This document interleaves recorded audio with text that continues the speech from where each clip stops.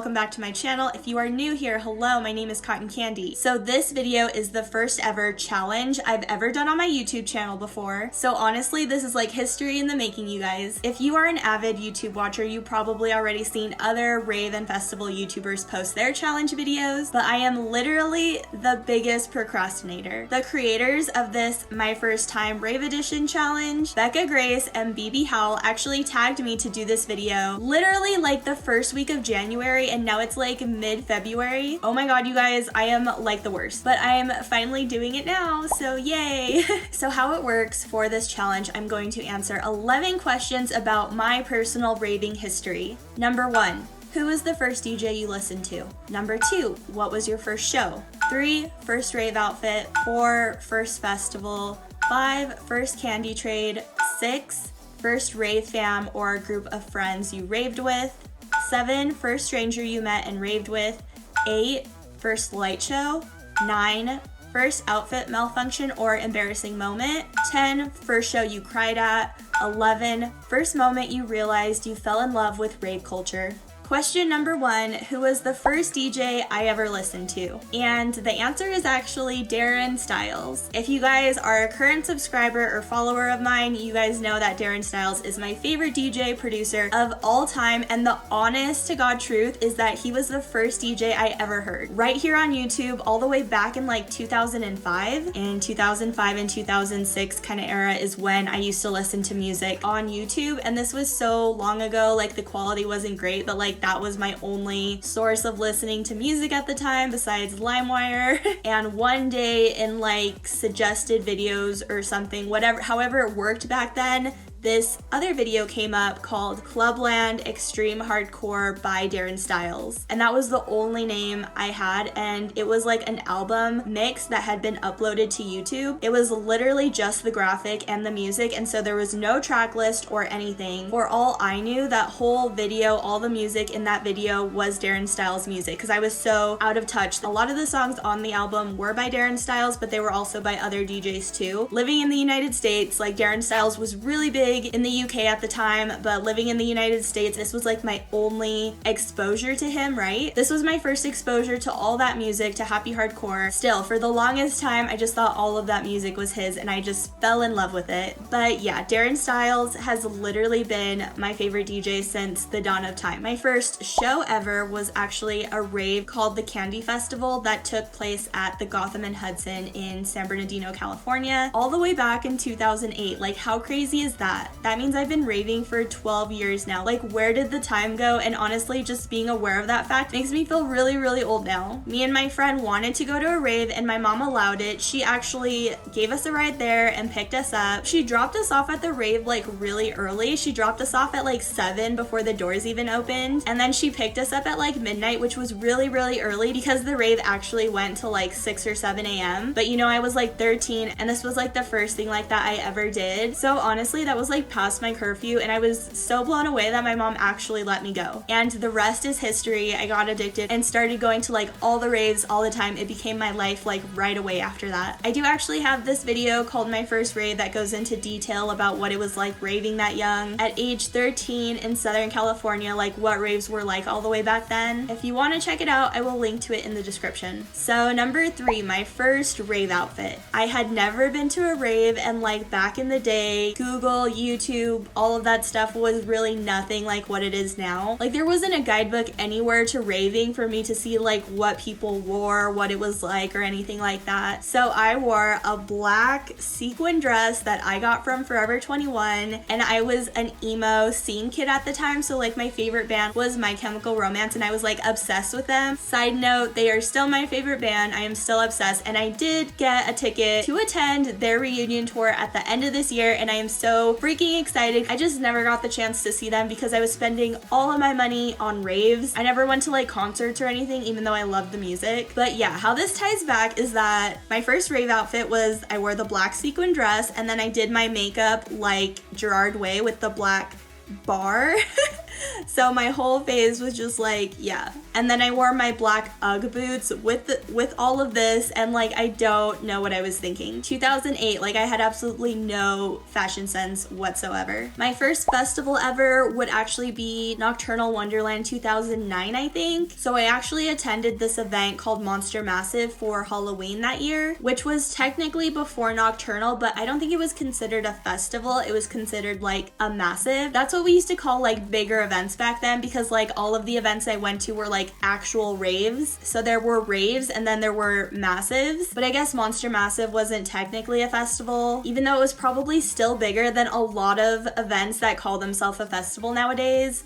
But yeah, technically my first ever festival was Nocturnal Wonderland 2009 by Insomniac Events, and it was held at the NAS Event Center. The production was so crazy compared to all of the other actual raves I was going to at the time. Like, it was cool because there were all of the different stages, and they had art installations and carnival rides, and like Monster Massive had nothing like that. It was just the stages, and I don't say just like it wasn't cool, because it was actually freaking awesome, but like Nocturnal Wonderland was on a whole new level. It was like I entered a magical world. That venue was just magical. Like, it had the grass and the pond. That was actually the first and only time that Nocturnal was all ages. This time, 2009, when I went to that festival, I was 14.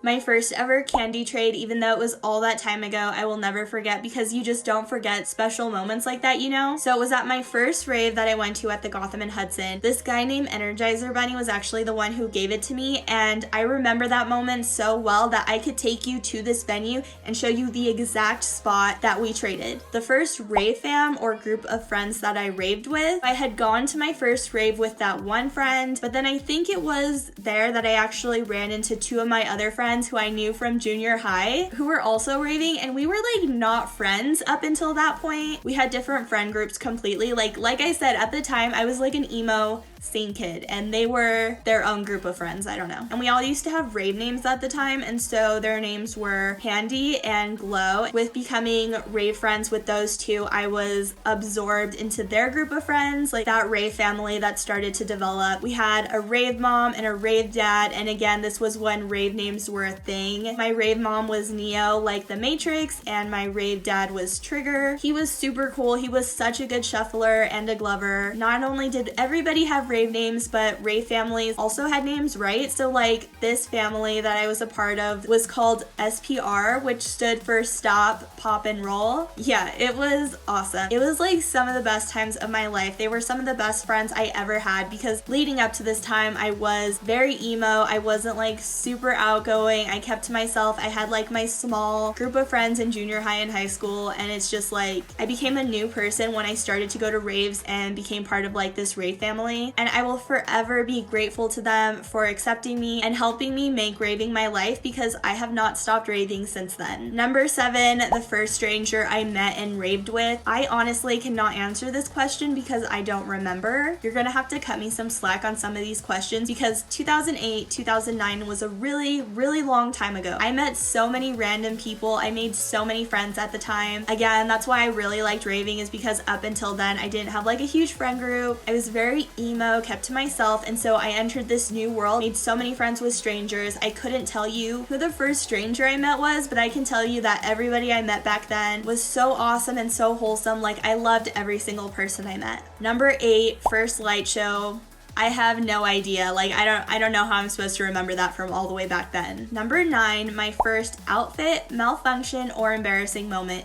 And again, a lot of this stuff is really hard for me to remember because it was so long ago, but probably the number one thing that I look back on where I had an outfit like dang it moment was my first EDC 2013. Okay, so this was when I started to dress cute for raves, or not really cute, but I started to be like more creative and express myself and do like fun stuff with my outfits, right? So I dressed up how ravers did at the time to EDC. I had a red corset, tutu, leggings, fluffies. Those were so big at the time. Daisy headband, like those were so popular. Everybody had fluffies and a daisy headband. So I wore this red red corset and it was super cute, and I wore it all night at the festival. And then like in the morning time when it was like 5 a.m. and the event was ending, like I saw somebody else wearing the exact same corset as me, and I realized that I was wearing mine upside down the whole time. I was like, oh my gosh, I cannot believe I did this. But like they look basically the same. Like, how are you supposed to know? I don't know. Nobody noticed, nobody cared. The first show I ever cried at, I'm actually going to mention 2 moments, and that is because I think this question is asking the first moment I cried at a show due to happiness or something like that, right? Well, the first time I ever cried at a show was not a happy moment. It was because someone had stolen my phone. So I had a little plur pin on like my little pink backpack, and it was super cute, and someone stole my phone and they ripped the pin off my backpack. Who does that? That isn't plur at all. It was just so wrong. Anyways, the person who stole my phone were really messing with me, and so I was texting them via my friend's phone, and they were like, oh, come here like to the lobby area and we'll give you your phone back. And then they were like, oh no, we're actually upstairs now, so come here. And so this person was clearly watching me and messing with me, sending me back and forth, and I was also pretty lit, like I was drunk, and it was just like too much for me to handle, and I was like crying and bawling. I'll never forget it. And this was when I was like 15, I think, so my mom would still pick me up from rave sometimes. So she picked me up, and my mom is so thug. She like called them and they didn't answer. Like she left a voice message, but she is so thug. She was like, who the F do you think you are? You don't know who you're effing with. You effed with the wrong person. I'm gonna hunt you down and kick your ass. You don't know the kind of people I know. I mean, my mom is from like LA area. Like she's super thug. She's a genuine OG. When she was yelling at them, like I was scared. But yeah, I never got my phone back, and looking back, that was definitely the first time I ever cried at a show, because up until then, I had no reason to cry at a show. There was just nothing but happiness. And I mean, I've been to so many raves and festivals since then. The only one I can say I remember, because I probably cried again out of happiness before this,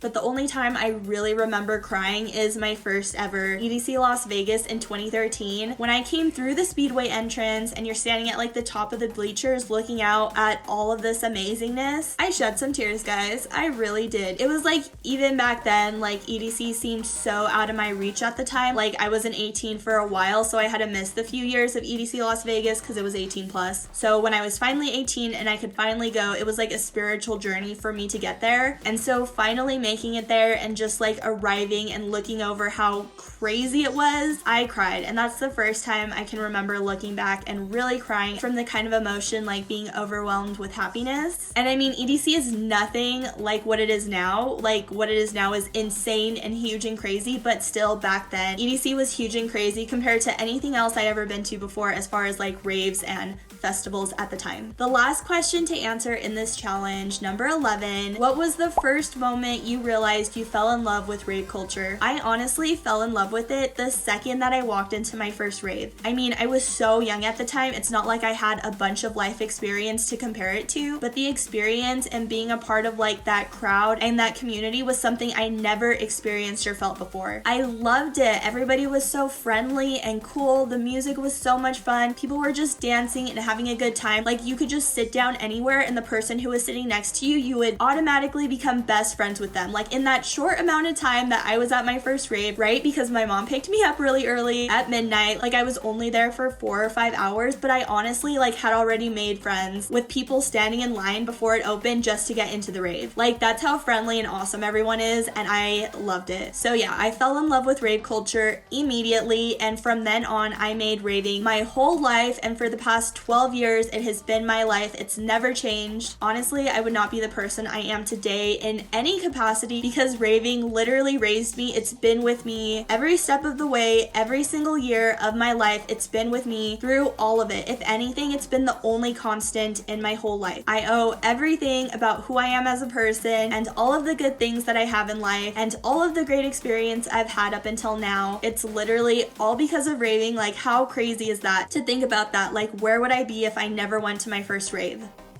I have no idea, guys, but I'm glad I did. Special shout out to Becca Grace and BB Hell for throwing this super fun challenge together. I had a lot of fun with it. I hope you guys enjoyed this video. I tagged 2 other content creators who actually helped me with an EDC Orlando video last year. Erin is a super awesome dubstep YouTuber, so please subscribe to her channel and keep an eye out for her challenge video. And then Samantha Sky, she will probably be posting her video, I think, on Instagram TV, so follow her on Instagram. Her handle is Skygirls. Please drop your answers to this challenge below in the comment section. I would actually love to hear from you guys. Here are the questions one more time. Number 1, first DJ you listened to, first show, first rave outfit, first festival, first candy trade, first rave fam, first stranger you met and raved with, first light show, first outfit malfunction or embarrassing moment, first show you cried at, last but not least, first moment you realized you fell in love with rave culture. But yeah, this video was super fun for me to do. I hope you guys feel like you know me a little better. Don't forget to check out the other awesome videos on my channel, and please subscribe for new EDM and music festival videos coming out on my channel every week. Thanks for tuning in, guys. Stay awesome, and until next time, peace out, Girl Scouts.